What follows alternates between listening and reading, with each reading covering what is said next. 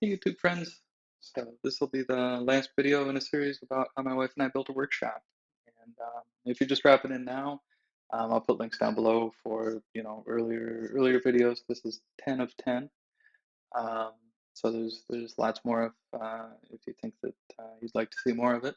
Otherwise, I think coming up we're going to be doing some more ham radio stuff, maybe some electronic stuff, some old computer stuff, that kind of thing. But for this video, we're putting the finishing touches on the workshop, and so I think we've got still to do is low voltage electrical, trim, and just those kind of little last things to uh, finish up. I think some of the stuff we even did after we got the occupancy permit, um, but some of it we did before as well. So that's what we'll take a look at. I had mentioned I ran some antenna cables for ham radio stuff outside. So I got 4 runs of LMR 400 going outdoors, and then some rotator control cable. And getting down to brass tacks, it was time to terminate all of that.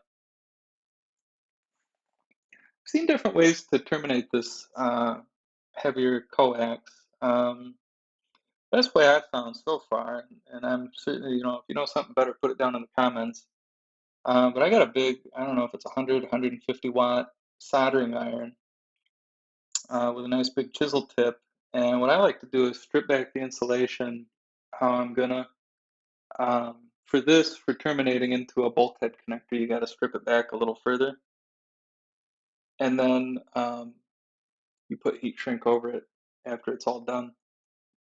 You'll see as we go along. But what I like to do is tin it up first, and then you can use a tubing cutter to trim it to the correct length. What I find is if you tin it first and then use the tubing cutter, you get a nice crisp end. You don't get wispy pieces of shielding trying to make contact with the center conductor and short your wire out, short your cable out.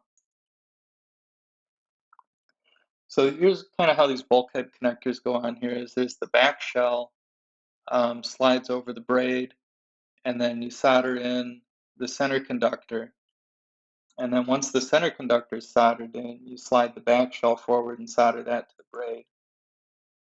There you can see the back shell soldered onto the braids. And then you're going to need some, well, you probably don't need it, but I like to use some heat shrink and tidy it all up.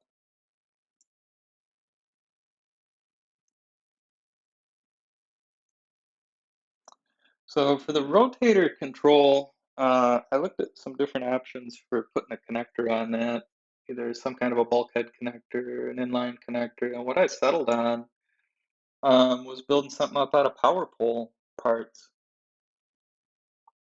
I think that the rotator I'm going to end up using only uses 6 conductors, but I have an 8 conductor cable just in case I end up going a different way.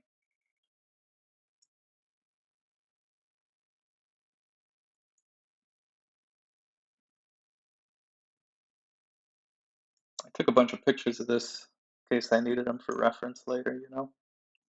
Also got a network run over here and some other places. Used a bunch of different um, Cat 5e and Cat 6 connectors. Used to do this and get paid for it. Panduit makes one that I like a lot, but they're pretty expensive. I think that last time I bought some, they were over $10 a piece. Some of the ones you get at like the home store are kind of chintzy. I've had them just explode when you go to punch down the wire in them. These, I think, I want to say they're from Leviton. I ordered them online, and maybe they were around $3 to $5 a piece, somewhere in there. They're not as nice as some that I've used, like the Panduit, but they're not chintzy like the really nasty ones I've picked up at the big box store. I think they're a good value for the money. I would definitely use them again. And if you get the right tool, um, like this one here, they're not too bad to punch down. Here's the behind the radio desk, kind of all buttoned up. You see a bunch of receptacles. I got a special one for hopefully maybe a kilowatt amplifier, and then the antennas and stuff, and some of the low voltage things. But here's a better view of it. And then a close-up on how I did the antennas. This, I don't think anybody sells a faceplate for this. I've always just bought blank plates and then drilled them how I want. We put in some cameras. This is testing those out. That's what they look like. That was a little tricky. So I had, when we were doing the roughing everything in, a lot of the cameras I was looking at could mount to an octagon box, and then by the time I actually went to buy cameras, they were just meant to screw into the drywall. And so I ended up 3D printing an adapter ring to make these fit.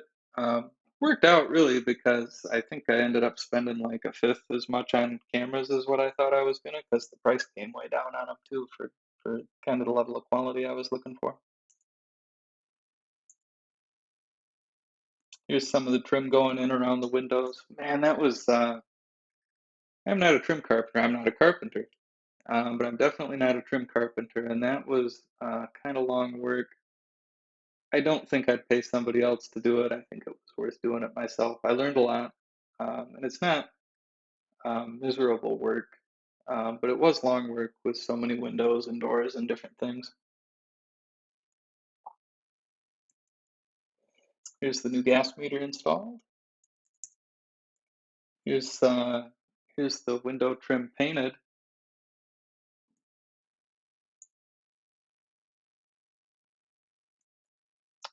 Trim around the doors.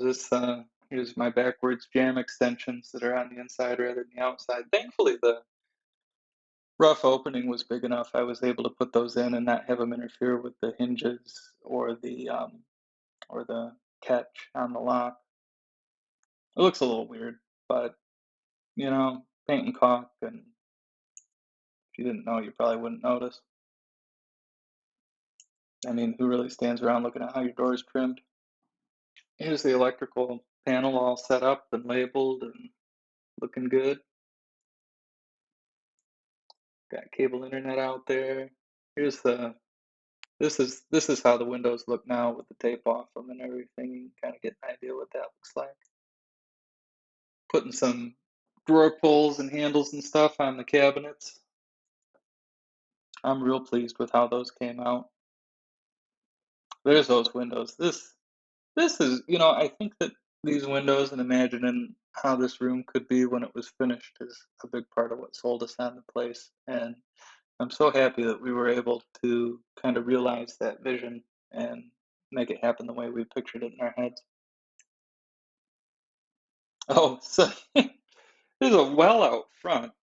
Um, no complaints there, but with the way the grass was growing up when we bought the place and just paying some folks to mow it, we were worried that they might crash into the well casing where it comes up out of the ground. It's just PVC, and I know somebody who had that happen and their casing cracked and mud ended up getting down in there. It cost them a lot of money to get it fixed and get everything right again. So there was a picnic table, a busted down picnic table sitting in the yard. So when we bought the place, we just picked it up and set it over the well, and there it sat for 4 or 5 years. And it just continued to break down and look awful. And so finally, a few weekends ago, I got one of these fake rocks and just some stone and a little edging and tidied that up some.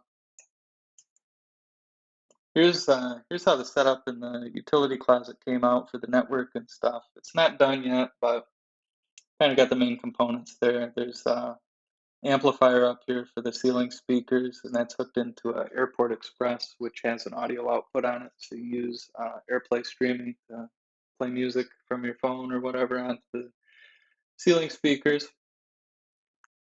Got a cable modem hooked into a Airport Extreme for Wi-Fi. Um, and then over here, there's a PoE switch running the cameras.